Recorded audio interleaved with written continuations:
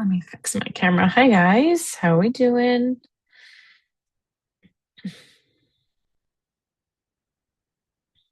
There we go. I don't know why it does that.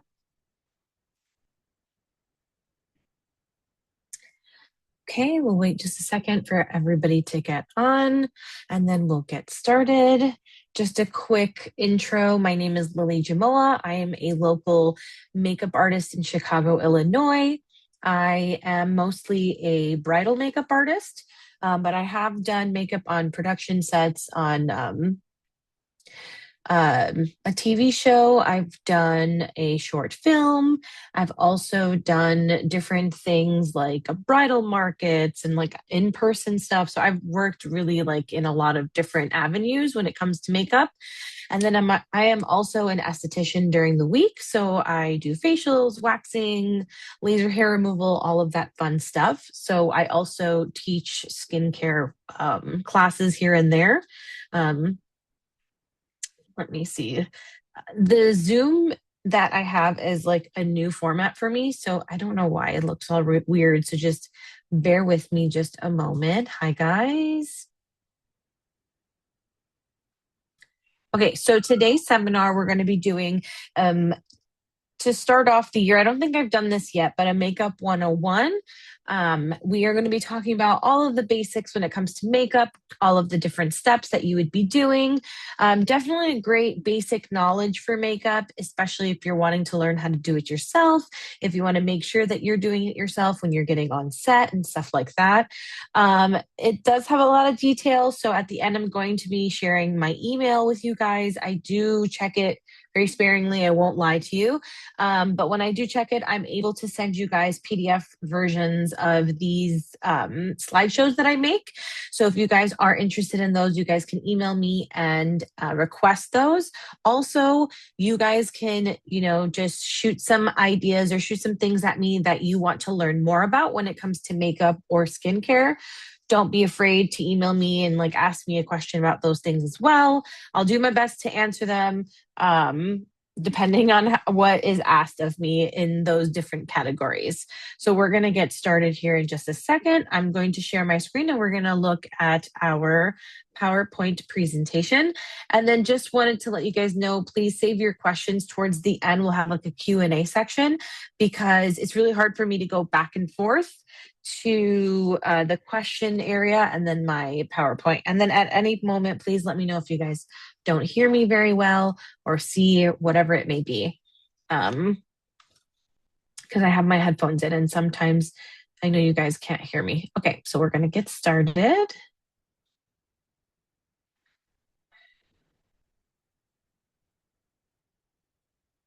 Okay, awesome.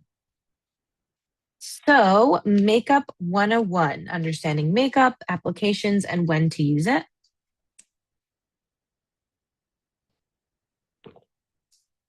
Okay. So just remember, guys, I'm going to give you my email at the end of the seminar, and you guys can request it from me, and then I will send it that way. I can't save all your emails in the Q&A section because this whole thing kind of deletes as soon as I end the seminar. Okay, so I don't have any way to save them. Okay, so we're going to get started. So Makeup 101, understanding makeup, application, and when to use it. So again, it's just a basic understanding of each step, understanding of makeup in a basic format, and then also, knowing the different steps or the different items that are considered in our makeup routine or anyone's, makeup bag. Even if you're a guy, this is a really good makeup class to be in just so that you understand makeup a little bit more and you understand why it's being used in, different steps that I'm going to be showing you. And then also if you are needing to have any type of basic stuff for your kit at home, if you're needed to do something on yourself, you're definitely able to learn a little bit something in this seminar. That's for sure. One second. Okay. So, the first thing I always want to start off with when we're talking about Makeup 101 is definitely skincare. Our makeup can never look as good as it does, like as our skin looks. So, we have to make sure that our skin is great underneath. Our painting will only look good as the canvas, that all of those sayings, right? But at the end of the day, you always want to have a good skincare routine, no matter what it is. Even if you don't wear a lot of makeup, you want to make sure that you're taking care of your skin.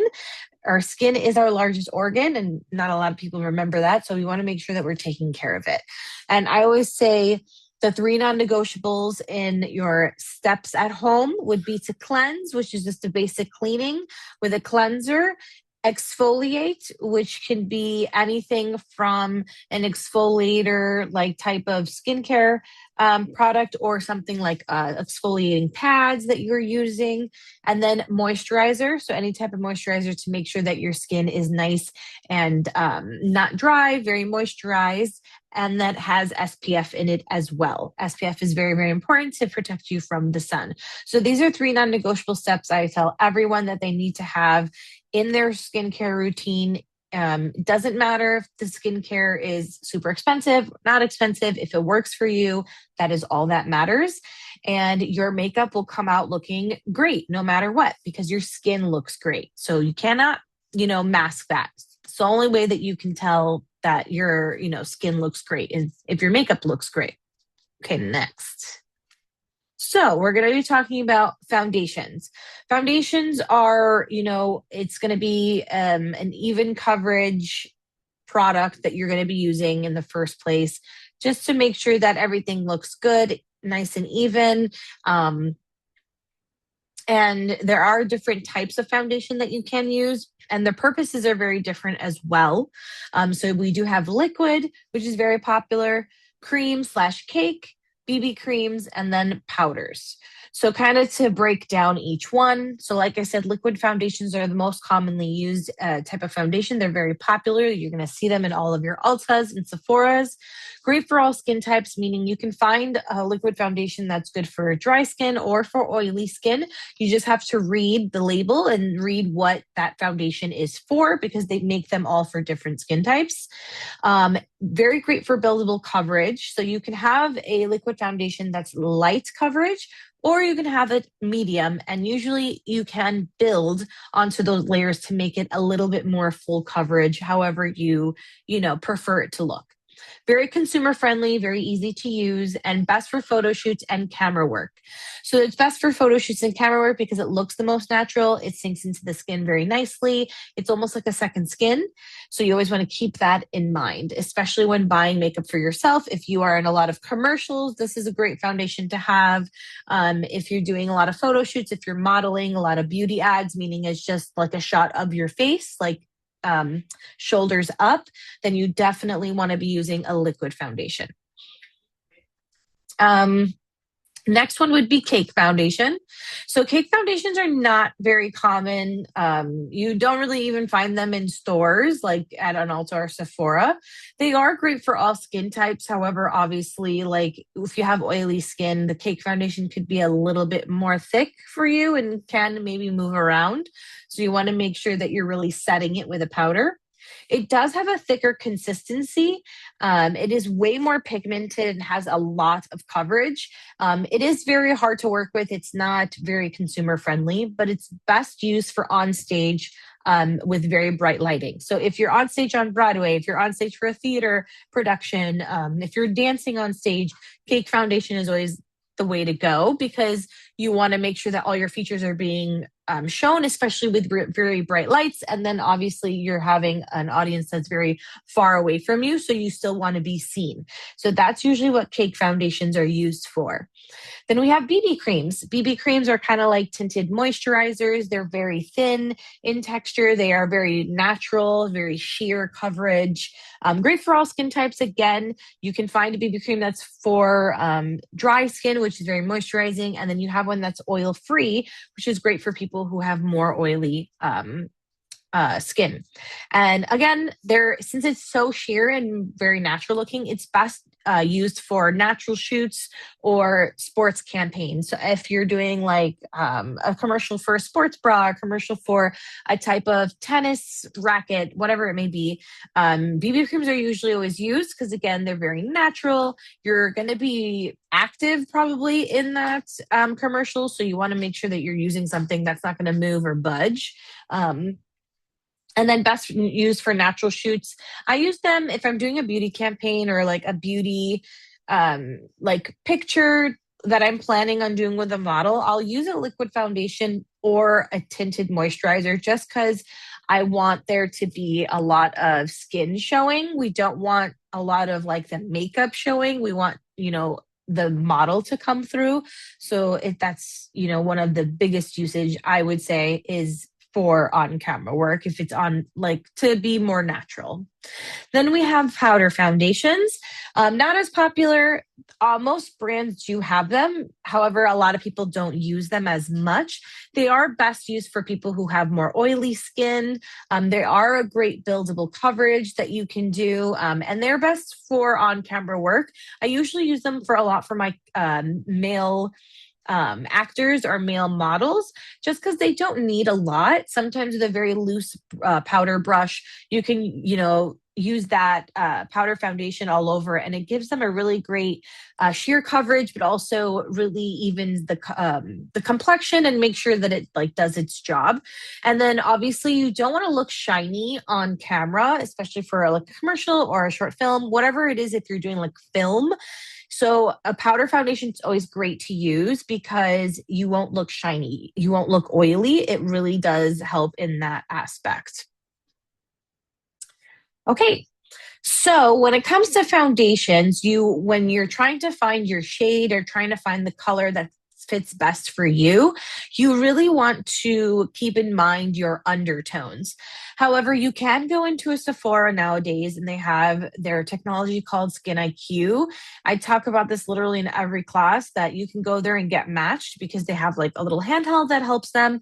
And they have technology with all their foundations and their inventory, and it shows you your match for the brand and the shade and the undertone. Also tells you what your undertone is, so then you can kind of figure it out from there. So the 4 different undertones are warm, cool, neutral, and olive. Warm is a range from peach to yellow. So if you feel like your undertone is more warm, yellow foundations would look better on you, or like a more peachy color. So not pink, but peach. Then there's cool, which is a range of pinks to blue. So if you do pull more pink in your undertone, if you feel like you use a foundation that looks very, very yellow on you, you definitely are more on the cool tone side. So you want to find an undertone that works best with cool tone skin. So it has like an undertone of pink in it. Then we have neutral, which is just a mixture, a range of warm and cool. So it can be, a good 50-50 of both. And you can find a foundation that has a neutral undertone. Usually will have the letter N. And the rest the same, like C for cool, W for warm. And then there's olive. Olive is pretty like not as popular. Not all makeup brands will have an olive undertone because I have a slight olive undertone. I'm more neutral, but I do have a slight olive undertone to my skin, which is just a mixing range of neutrals and a little bit of a green. So that will also be O for olive in the different foundation lines. But again, not every foundation has an olive undertone in their range. So you kind of want to mix and match and kind of find what works best for you. I always tell everybody trying to find your foundation is just really like a trial and error. You're going to have to really use a lot of different ones until you find what works best for you. What's great nowadays is they have a lot of the foundations in like smaller travel sizes. So you can definitely buy that before you, go into any big bottle. But of course, you can always return it. So a great way to find out your natural undertone is a really old way that we used to look. And sometimes not guaranteed because you don't really know and you can't really tell. But some people can, are by the color of your veins on your wrists. On the inside of your wrist. So if your vein looks more green, you're more warm toned. If it looks more blue/purple, you do have more cool tones. And then if you're, I always say that it's more like a turquoise color. So if your veins are more bluish green, like a turquoise, like a darker turquoise color, you are more neutral and you have probably a little bit of olive undertones in there. Not to say that you're full olive, but you do have a little bit in there. Okay, so the ever so popular contouring and highlighting. You do not have to do this in an everyday makeup routine. You do not need to do this at all, honestly. It just depends on the person. A lot of the time, contouring and highlighting is very, very important when it comes to you being in front of very bright lighting. So sometimes with commercial shoots, if it's a lot of lighting, if it's a bigger production, you definitely need some contouring and highlighting because a lot of it comes from underneath the makeup, so you can kind of see, you can still see the features on camera even if there's a lot of lighting because you can get washed out. It's a very, very popular, technique that's talked about in social media a lot. A lot of people think Kim Kardashian coined it, but really it's been a technique that has been used for a very, very long time. Honestly, since, probably the 40s when people were doing Marilyn Monroe's makeup, and maybe even before that in the 20s with Marlene Dietrich. Like that's how far back a lot of these techniques go. And then it just kind of evolves. Like nowadays, well, Kim Kardashian got it from her makeup artist, which I'm pretty sure he is a man, makeup by Mario, and I'm pretty sure he got it from the drag community. So a lot of drag queens use contouring and highlighting to manipulate the features on their face so that they look a little bit more feminine or they look however they want to, because a lot of people nowadays have different characters. That too, you can use contouring and highlighting to make different characters or different features of yours pop through. So I do a lot of Halloween makeup some years, and I use a lot of contouring and highlighting to make sure that I have shadows on the face where I need it, and then highlighting to make those shadows look a little bit more dramatic. So contouring and highlighting is not for only beauty makeup, but can be for any type of makeup medium, just to make sure that certain features are shown in certain ways. And also, you can make your own shapes on your face with just contouring and highlighting. It's extremely fascinating and it's a lot of fun. So like I said, contouring is to create shadows. So just like on her cheeks right here, this the darker brown color, it's more of like a cool toned brown color, almost looks gray. That's what you kind of want it to look like. So these little marks, so right underneath her cheekbones and the top edge of her forehead, right by her temples, the side of her temples, kind of by her eyes, right in her, like in her eye. Why am I blanking? Obviously, the sides of her nose, right underneath her chin, and the crease of her eyes, sorry, to kind of give them some depth and give them shape. And like I said, you want to use a shade that's very cool tone. So like the brown will almost look a little gray. And it gives the illusion of these areas on her face to look a little bit more deeper or hollowed out, meaning a little bit smaller. Underneath your chin, it will definitely look a little bit more hollow. Then we have the highlights. So highlights are underneath the eyes, top of the middle of the forehead, the top of the bridge of the nose, and the middle of the chin.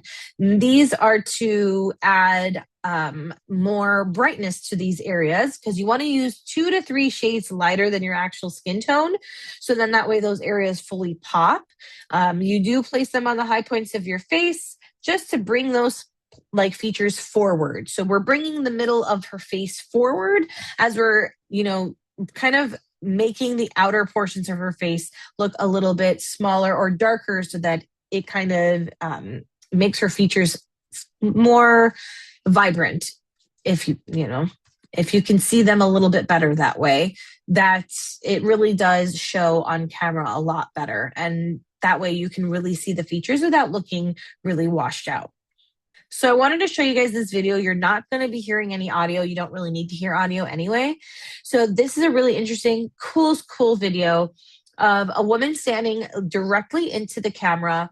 She hasn't moved. I think she doesn't move at all.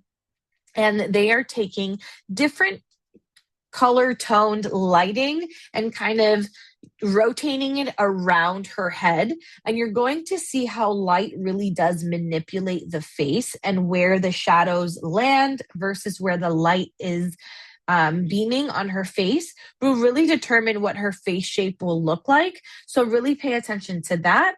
You're going to see it in cool lighting and warm lighting and all of that, but it's really, really cool, I think. And it's a great way for you to kind of like visually see what shadows and highlights do to the face without it being like makeup, but with it actually being with lighting. So you see how they're rotating the light around her face? Yeah, she does move, but she stays center. So they're moving the light around her in a circle, and you can kind of see it in like her eyes where the light is.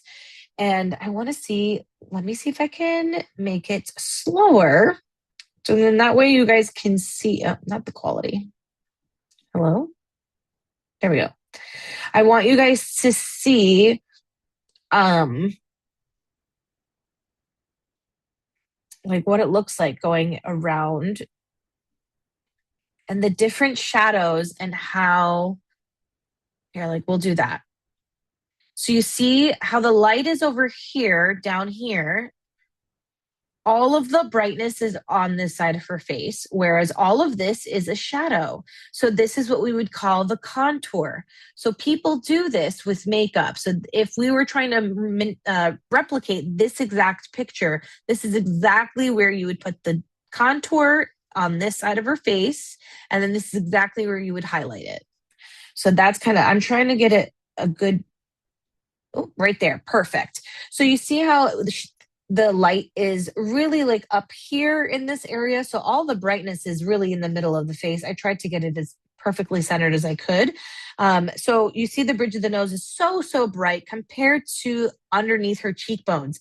That is where the light is hitting her. It's right on top of her. So that's naturally where your contours are. So sometimes when there's a lot of bright light surrounding you, like there's darkness behind her. So the focus of the light is really in front of her.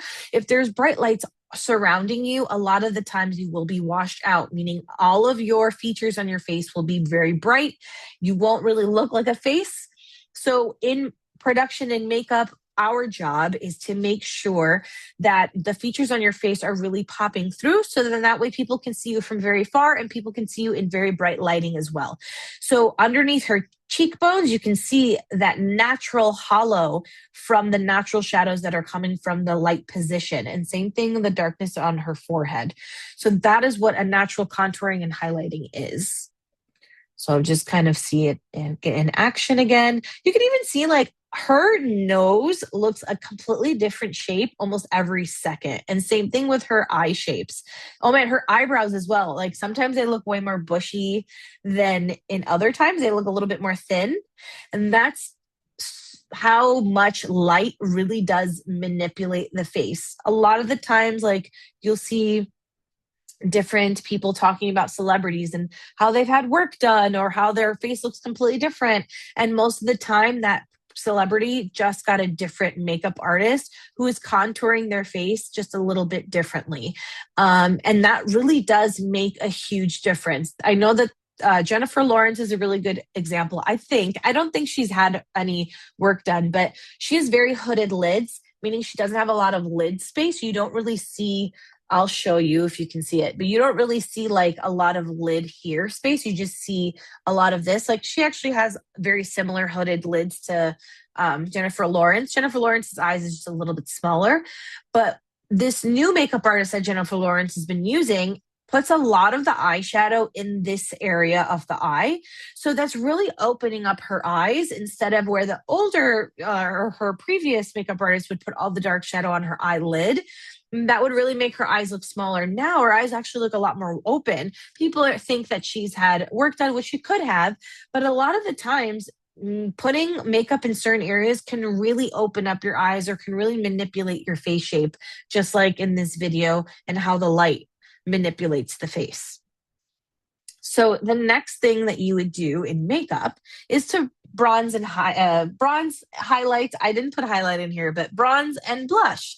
So bronzer is pretty much to give you a lot of warmth to your skin. It's to create the illusion of sun-kissed skin.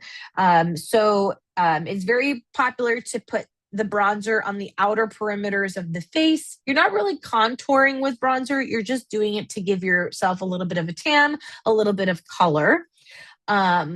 Just like the contour, it's kind of placed in the same places, but not so much on, you don't really want to put like the bronzer in the same exact areas. You just want to kind of warm up your skin.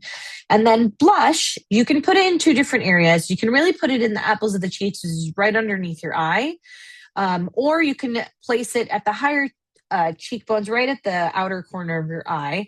And it really depends on your preference. I like to do it kind of in the middle of that, right here on the cheekbone, because sometimes I feel like it really makes me look overly flushed if I put it right on the apples of my cheeks. But blush is to bring a healthy flush to the skin. It adds color. It just depends on your preference of placement. That really matters on how you're bringing your features forward. Then we have eyebrow shaping. So eyebrow shaping is a whole other seminar on its own. I'm working on that for the eyebrow class because eyebrows are complicated. Eyebrows are never supposed to be twins, always sisters. They're never supposed to be symmetrical to each other because they can't. That's just not humanly possible. So if you have been trying to if you've been on a mission to get your eyebrows to look the same your whole life, please stop now. It's just, you just got to let it go. And a lot of times too, not having symmetrical brows really does add to your face. It really makes you stand out. Sometimes when we have too much of a symmetrical face, you can look like everyone, or you can look very common to everybody else. A lot of times when you have, certain facial features that really stand out to people, could be your eyebrows. So the pretty basics of how to shape your eyebrows is this picture. So obviously the front is the start of your eyebrow. There's an arch and there's an end. Where to find those is exactly where these lines are landing for you. So if you even take a brush or a pencil, it's a great way for you to kind of like use that as a guide. So your start is really, where your hairs start. You don't really want to, if you feel like you've plucked too much and you have a little too far, you can definitely use this as a great example. So pretty much the side of your nostril, not really on the top of your nose, but the side of the nostril is a great place to start. If you, again, are missing a lot of hair in the front, that's a really great guide for you. So you want to use the tip of your nose. Let me make sure everyone. Okay. And then you want to, sorry, did not mean to do that. Okay. Then you want to use the tip of your nose and kind of angle it outwards, and right across your pupil is going to be your arch. And then at that tail end corner of your eye is going to be the end of your brow. So that's just a great guide. Again, if you have more sparse brows and you want to fill them in a little bit more, you want to make them longer, you want to make them a little bit more close together in the middle, that's a great guide for you to follow. So then that way you're not overdoing it in any way and it looks unnatural. To fill in the eyebrows, you can use a few different products. You can use eyebrow pencils, which are very, very popular. You can get those you can get all three of these almost everywhere. But pencils are super popular. Every single brand has an eyebrow pencil. They are in different categories of their own as well. There's the retractable ones that are super popular that has and all of them have a brush at the end for you to brush your eyebrows. And then there's the pencils that are literal pencils that you have to sharpen. So it just depends on which one's your favorite and which one you like to use, which one's easiest for you. Then we have eyebrow powders, which are very popular in the makeup artist world. It's really great to have abundance of powders. They're really easy to sanitize. They're very easy to have in your kits, to have more than one. And it's just really easy to get the eyebrow powder on very quickly. It does a lot with a very little and a lot of little time, but you just have to practice. Sometimes using eyebrow powders are a little bit less consumer friendly because you can get very carried away, especially with this next product, which is eyebrow gel. Um, there's two different eyebrow gels. So there's the eyebrow gels that are like the mascaras, and then there are the eyebrow gels that people used to use in 2016 when they had like really dramatic eyebrows. And very niche makeup brands like Anastasia Beverly Hills. Um, who else? Benefit Cosmetics. Those brands are the ones with the pomades. Those are very intense. Those are extremely hard for consumers to use. So I wouldn't really use those, especially if you don't want anything too dramatic. If you are very sparse in the eyebrows and you're like, I need something that's super dramatic for my eyebrows, a pencil, a powder doesn't do it. It doesn't like give me enough oomph. A eyebrow pomade is the way to go. And then you can also use an eyebrow gel with some color in it, some tint, if we have very blonde eyebrows. For all of the people who have very blonde eyebrows, eyebrow gels with a tint in it are amazing because all you have to do is, it's like a mascara. You just use it on your eyebrows and it really shows off the hairs very well. Okay, so the last few bits here, I'm going to show you different pictures of what onset makeup, like examples of onset makeup would be. So this is more of a period piece. Obviously, we know this is Bridgerton. A lot of different shows, movies can have a lot of this makeup style in it, which is very natural, minimal, and very that actor's skin, right? So, but you could still see some of the things that they did with the skin. So a lot of the things that I always like check off in my head that I feel that's needed in this type of a makeup look is to have skin prep. So have the 3 non-negotiables: cleanse, exfoliate, moisturize. We want to make sure that the skin is nice and matte. So nothing too radiant. Sometimes even if you're doing the makeup and it looks too matte, over time that actor's going to sweat a little under the lights, or they're going to be moving. Their natural oils are going to come through and they're going to look like radiant on their own. You don't have to do more than that. We want to make sure that there's a natural finish to the skin. So almost like a makeup or no makeup look. We want to have an even skin tone. So we're still using like a foundation or something that we're going to make the skin even with. And then slight contours, have it on the cheeks or have some in the eyeshadow. So if we look at the woman from Bridgerton, you can see the slight contour under her cheekbone and then the slight contour in the crease of her eyes. Again, it's just to bring her features forward, just so that she doesn't look flat at all. But it's not so much so that you're like, oh my God, she has like the same contouring and highlighting as Kim Kardashian, right? Some eyeliners can be different colors. They don't have to be black. They don't have to be super like intense. You can do a very like a very light taupe color, a very light brown, again, just to bring out some features, make some features look a little darker. So a lot of makeup artists would do it in between, literally in between each of the lashes, just to make the eye shape look a little bit more forward. Some mascara, of course, for our male actors, I like to use clear mascara just to bring their lashes forward, but not adding color. And then for our ladies, I use a lot of browns. Again, very, very natural. And a very little goes a very long way. You want to bring some warmth to the skin. So for your period pieces like this, I don't really use bronzers, but I use blush. And back then they used to call it rouge. So a lot of the times it was very minimal, very slight, in exception of your character. So if your character had very bright cheeks, you will have bright cheeks. But for the character here, which I think her name was Daphne, she had very, very slight rouge. She was very natural, very blush tones, just like the color of her lips. So like that would be a rouge color that they would use back in the day. So you want to make sure that you're using kind of like the same tones as like on the cheeks as the lips. So a lot of it has a lot of thought behind it, especially if it's natural makeup. So you kind of, don't underestimate period pieces like this when it comes to makeup. Then we have male makeup, which we in the industry call male grooming. So checklist, skin prep, 3 non-negotiables. Want to always make sure your beard and hairline is groomed. Sometimes they will tell you not to have it groomed before set because they want you to be a clean canvas for them to kind of shape you into the character. Sometimes you need to come in with your hairline and your beard groomed if you're doing some type of photo shoot and they need you to look nice and proper. Matte skin, so again, no shine. Hair fullness, filling in eyebrows or beard. So like we don't want to have like any prominent like patches on the beard or very sparse areas on the brows, we want to make sure we fill in those areas with makeup or fill them in with any type of hair prosthetic. And then obviously want to even out the skin tone best as we can.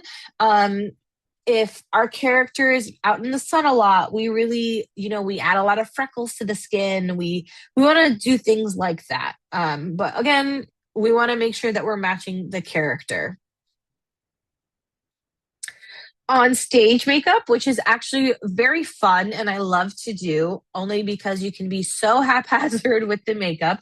It does not need to look pretty. It can look very intense. It does not need to be blended out at all. But checklist, same thing, skin prepped, 3 non-negotiables. However, with on-stage makeup, maybe you want to use an oil-free makeup, oil-free moisturizer, or something that doesn't make you look super shiny, really contains your oils. And sometimes it's great to have something that contains a lot of your sweat too, if you sweat on the face. Having matte skin is crucial in theater makeup. You want to make sure that cake makeup or that very thick makeup is set with powder, just so that it doesn't move around. Heavy contours and highlights. If you look at this guy who looks like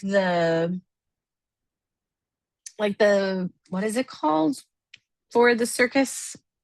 When they're like in charge of the circus. Anyway, this guy in the red coat, you can see his contours on his cheek and you can see how there's contours in his eyes.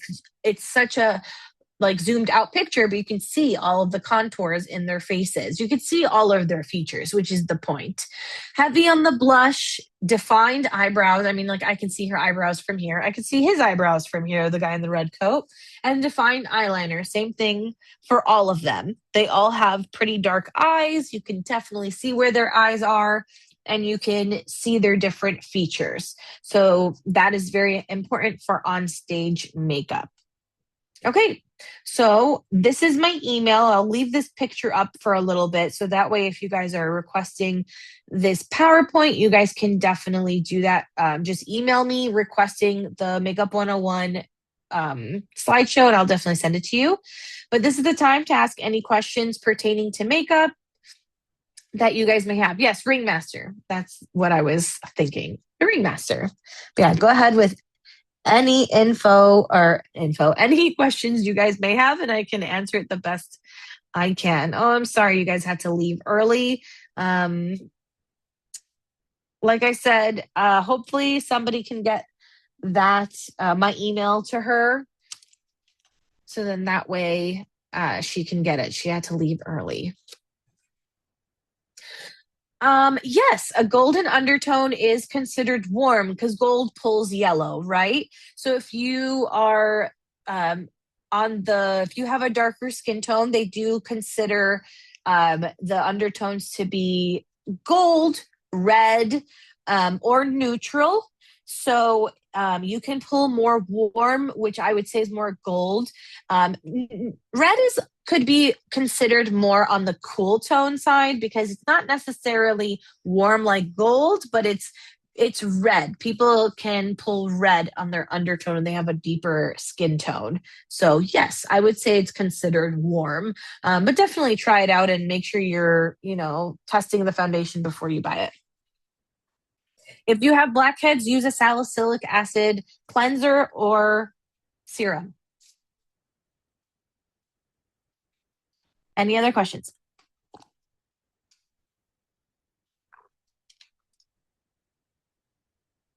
You are very welcome. Any other questions? How do I feel about the new foundation sticks that are white? I'm guessing that technology that it's white and then it turns into your skin tone. Those are great. Those are fine if it works for you. If you find your skin tone, those white to foundation color formulas or technology. They're not really made for people with darker skin tone. So I wouldn't carry it in my kit, but if it works for you and it's something that is super easy for you to blend in 2 minutes just to get out the door, they're great. But I'm just not their biggest fan because they don't have something for everybody. And I think that makeup lines should have something for everybody.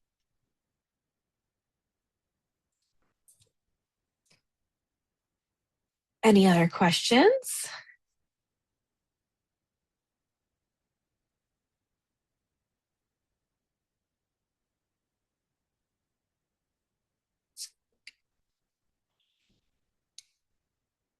You are so welcome. So for older skin, for more mature skin is the right way to say it.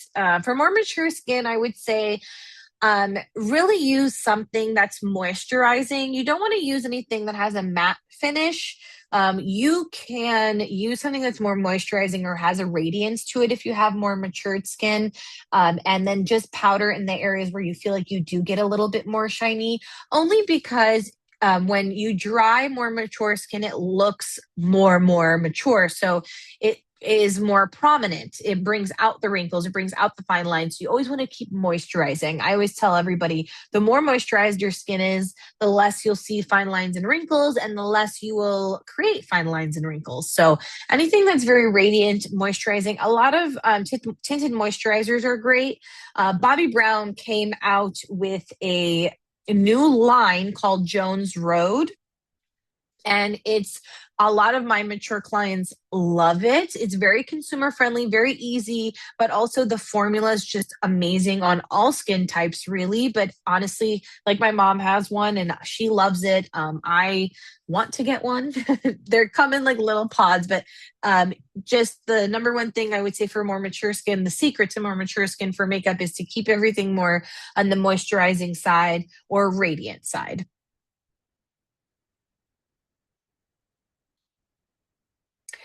Guys, like I said, I can't email you. You guys will have to email me at that email that I have here. So please stop sending me your email. It's not going to save on here. Once I get out of here, everything's going to be gone. So email me there, whatever you need, and I will try to help as best I can. Can you elaborate on your question? Would a woman in her 70s use the same? I'm guessing you mean procedure. I don't know what procedure you're thinking about. Thank you for sending the email. I'll get to that right after this.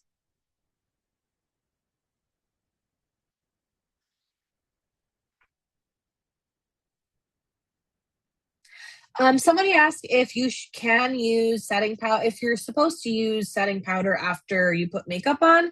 You don't have to use it. You can use it if you feel like you need it. For me, sometimes I don't use setting powder because I feel like it just dries me out even more. But if you feel like you're getting very shiny in certain areas or your makeup is moving around and you don't want it to, I would set those areas. But you don't have to. Um, do you like moisturizers that include SPF or do you like them separate? I like, if you're going to get like a tinted moisturizer, get one with SPF in it. But if you're only going to use one moisturizer throughout your day, have them be separate. If you're going to have like a night cream versus a day cream, you can have the SPF in your moisturizer. But if you only have one moisturizer that you use for day and night, do not have SPF in it. Just have them separate.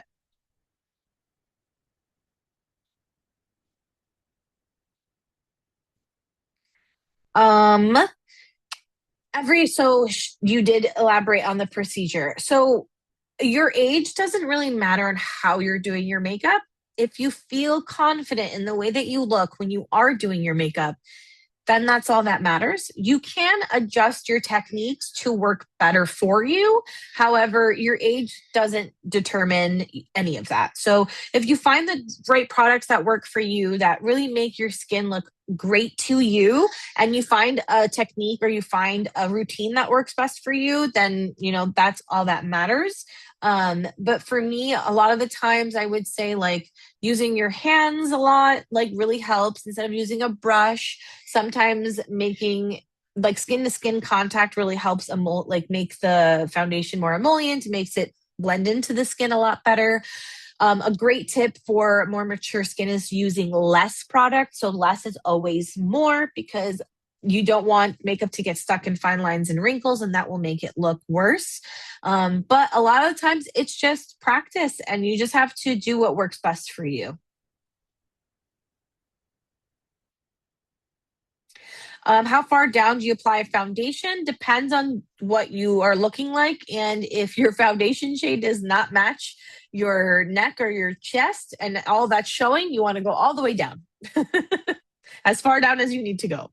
Like for me, for brides, if the, like for every bride actually, because the back of your ears and like underneath your hairline and then on your neck doesn't really get any sunlight. So it's very, very light compared to the rest of your skin.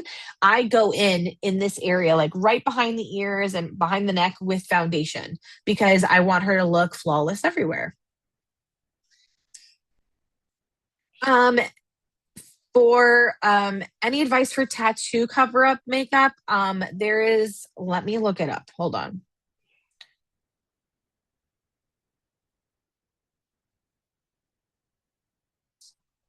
Let me see. There's a brand that Derma Blend. Yes. So it's called Derma Blend. So DERMABLEND. And it's an amazing professional makeup line that is super duper full coverage and has a tattoo coverage line, makeup line. You do have to order them online. They are not really in stores, but if you look that brand up and you try their makeup coverage foundation and it works for you, amazing. A couple tips with makeup coverage for tattoos. You always want to color correct. So if you have a lot of color or if it's a very dark tattoo, you want to color correct over it before you put any foundation. So color correcting a very dark tattoo would look like more of a darker red color corrector on top of it. If it's a lot of blue or greens, you want to put a little bit of if it's a lot of reds or pinks, you want to put a little bit of a green on top of it. And then you want to make sure that you are powdering in between each step. So you want to make sure you're color correcting, then powder, then foundation on top, however many layers you need. I would definitely wait for each layer to dry in between. And then you finish it with a bunch of powder. You want to put so much powder that you have to kind of like brush the excess away. And then you should be good to go. And a really good tip too, before you color correct, is putting wiping the tattoo off, like that area off with some 70% alcohol, making sure there's not any like natural oils to your skin that are in that area that can kind of eat away at the makeup underneath all the coverage. So that way it lasts a lot longer. I hope that helped. That was like a lot, but I hope that helped.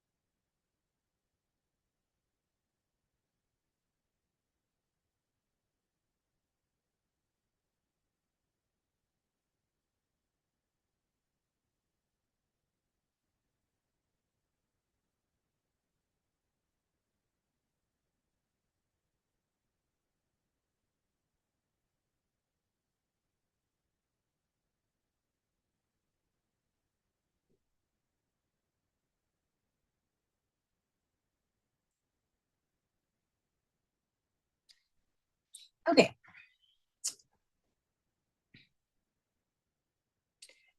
Any leads on high quality, inexpensive makeup? High quality, inexpensive makeup would be anything from the drugstore as of late.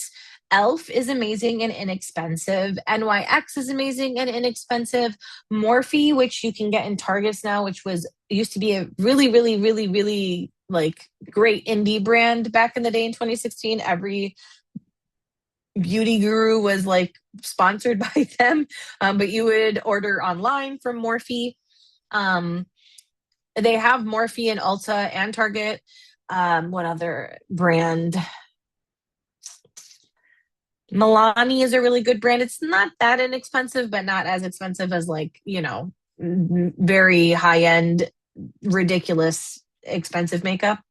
But those are my favorites. So Elf, NYX, Morphe, LA Girl. Honestly, if you go to an Ulta and you go to their drugstore section, everything in there is pretty great. My email's right here on the Q&A. Let's discuss. There's my little right here. Well, let's go back. Right here. lilyjam9@gmail.com.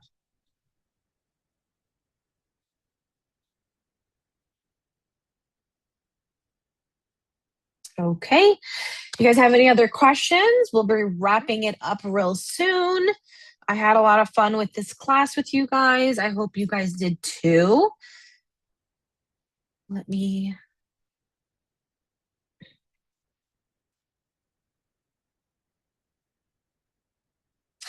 Yes, wearing right chapstick would be great for skincare.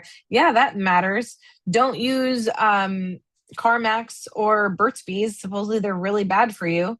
I use them for years. However, I just use Aquaphor like for everything now because I have a child now and we have an abundance of Aquaphor. So I just use Aquaphor. But